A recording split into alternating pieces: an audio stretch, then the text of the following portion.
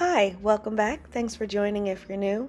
Last week I forgot to share the weight of the butternut squash and pumpkin that I harvested. They were somewhere between 3 and 5 pounds for each of them, which is a pretty good size for coming out of my garden, and they will continue to mature inside my greenhouse.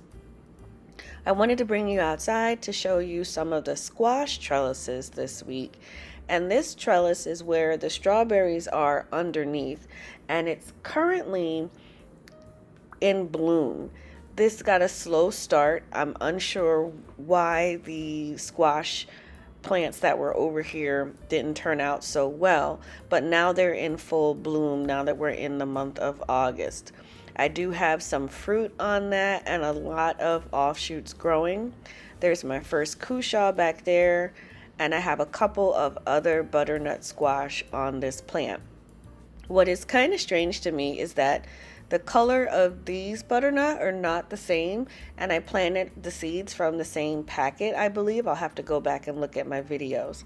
But this is the back of that same trellis, and I took out the pepper plants and the onion plant that were in here in order to allow the squash to just sprawl all over. Unfortunately, the pepper plant had to be pulled because it was dying. On the second, or what I consider the main trellis, it's actually dying out. There are still some pumpkin that are on this vine, but for the most part, the fruit that are here will probably be the only fruit.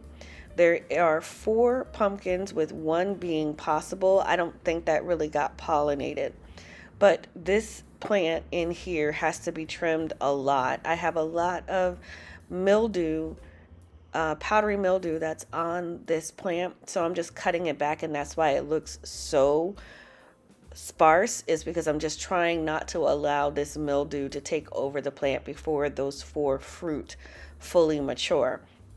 Since it doesn't show any signs of putting out new fruit, I'm going to let those particular ones stay a bit longer.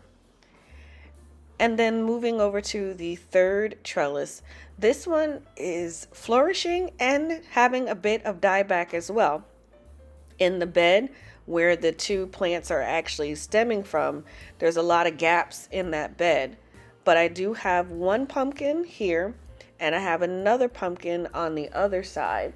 These are some of the other squash that are growing, which again are not the same color as the previous ones I harvested or the ones on the other trellis.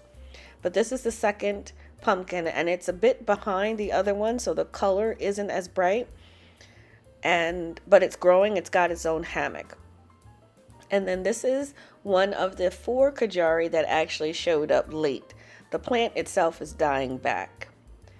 About a week later, I thought about it, and the way that this pumpkin was hanging on the trellis, it has no support.